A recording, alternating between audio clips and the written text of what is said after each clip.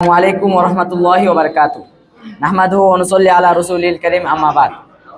শুরুতেই ধন্যবাদ জানাই আত্তাকওয়া ইসলামিক এডুকেশন সেন্টারের আয়োজিত কর্তৃক আজকের এই অনুষ্ঠানের সম্মানিত বিচারক মণ্ডলী এবং দেশ ও দেশের বাইরে থেকে সরাসরি অনলাইনে যুক্ত হওয়া অনেক অতিথিবৃন্দ এবং আমন্ত্রিত অভিভাবকবৃন্দ সকলকে আমার সালাম এবং আবারও অভিনন্দন। আসসালামু আলাইকুম ওয়া রাহমাতুল্লাহ। সম্মানিত উপস্থিতি, আজকে আমার আলোচনার বিষয়বস্তু হচ্ছে পুরুষের অধিকার নিয়ে।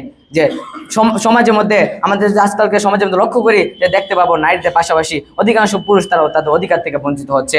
বিভিন্ন এমন এমন কাজকর্ম দ্বারা তাদের অজান্তে তাদের অধিকার তারা খনন করা হচ্ছে, তারা তার সীমা সম্পর্কে অবগত হতে পারছে না। এবং এই বিষয়গুলো আমি আপনার সামনে তুলে ধরবো না আমার সংক্ষিপ্ত আলোচনা দ্বারা, ইনশাআল্লাহ। ওমা তাওফিক ইল্লা বিল্লাহ, আলাইহি তাওয়াক্কালতু ওয়া ইলাইহি উনীব। সম্মানিত উপস্থিতি, আজকে যদি আমাদের সমাজের দিকে লক্ষ্য করি তো অধিকাংশ পুরুষদের দেখতে পাবো তারা দায়ুসে রূপান্তরিত হচ্ছে, তারা দায়ুসে রূপান্তরিত হচ্ছে, তারা দায়ুস হয়ে যাচ্ছে। আর দায়ুসের স্থান হচ্ছে জাহান্নাম। যেমন আমরা হাদিসের সোমবার 2683 নম্বর হাদিস যদি দেখি, আর ইবনে উমর ক্বালা রাসূলুল্লাহ সাল্লাল্লাহু আলাইহি ওয়াসাল্লাম, উমর রাদিয়াল্লাহু থেকে মন্ত্রিত, তিনি বলেন সাল্লাল্লাহু আলাইহি ওয়াসাল্লাম বলেছেন, সালাসাতুন লা ইয়াদখুলুনাল জান্নাতা, তিন শ্রেণীর ব্যক্তি কখনো জান্নাতে প্রবেশ করতে পারবে না। ওয়ালা ইয়ানজুরুল্লাহু ইলাইহিম ইয়াউমাল কিয়ামাতি, এবং সেই তিন শ্রেণীর ব্যক্তিকে আল্লাহ তাআলা সেই কিয়ামতের দিন তিনি তাকিয়েও দেখবেন না যে তিন শ্রেণীর ব্যক্তি কারা, তাদেরকে সরাসরি জাহান্নামে প্রবেশ করবেন। সম্মানিত উপস্থিতি, দেখুন রাসূল সাল্লাল্লাহু আলাইহি ওয়াসাল্লাম কথা কি বলেছেন, সেই কিয়ামতের দিন অনেক বান্দা হবে যাদের পাপের পরিণাম তাদের পাপের পরিমাণ হবে কি পাহাড় সম পরিমাণ, তাদের পাপের পরিমাণ হবে আসমান সম পরিমাণ, অথচ আল্লাহ তাআলা তাদেরকে বিচার ফয়সালার মাধ্যমে তাদেরকে জাহান্নাম অথবা জান্নাতে প্রবেশ করবেন। কিন্তু রাসূল কি কথা বলছেন, তাদেরকে এমন তিনটি পাপ রয়েছে যে পাপের কারণে আল্লাহ তাআলা সেই তিন শ্রেণীর ব্যক্তিদের কি তাকিয়েও দেখবেন না যে তারা কারা, তাদেরকে সরাসরি জাহান্নামে প্রবেশ করবেন। তার মধ্যে অন্যতম হচ্ছে দায়ুস। তাদের মধ্যে অন্যতম হচ্ছে দায়ুস। দায়ুস কখনো জানাতে প্রবেশ করতে পারবে না। সম্মানিত উপস্থিতি, এখন আমাদের প্রশ্ন হতে পারে দায়ুস কারা।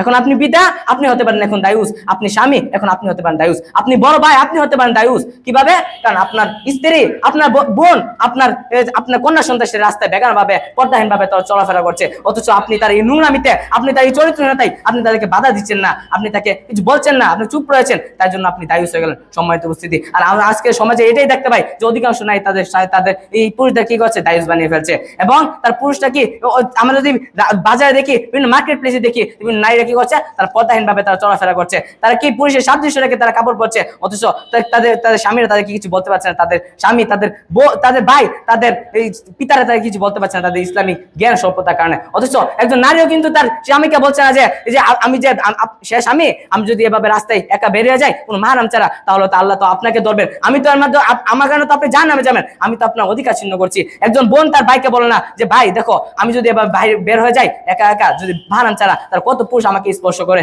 কত পুরুষ আমাকে নিয়ে খারাপ টেন্ডেন্সি তার মনের ভিতরে তৈরি করবে। অথচ একজন বোন কিন্তু তার ভাইকে বলে না, একজন কন্যা তার পিতাকে বলে না যে বাবা আমাকে একা ছেড়ে দিও না বাইরে, আমি যদি মাহরাম ছাড়া যাই তাহলে আমার কারণে তুমি দায়ুস হয়ে যাবে, তুমি তো জাহান্নামে প্রবেশ করবা। কিন্তু একজন স্ত্রীকে, একজন নারী কিন্তু এই পুরুষদেরকে এই কথাগুলো বলে না, যার কারণে কি অধিকাংশ পুরুষ আজকে সমাজের মধ্যে তার দায়ুস হয়ে গেছে। এমন সমাজ এমন হয়ে গেছে যে নারীরা কি করছে, তার পুরুষদেরকে ঘরে বসিয়ে নারী বানিয়ে রাখছে, আর নারীরা কি করছে, পুরুষদের বাইরে কাজকর্ম করে তার পুরুষে রূপান্তরিত হচ্ছে।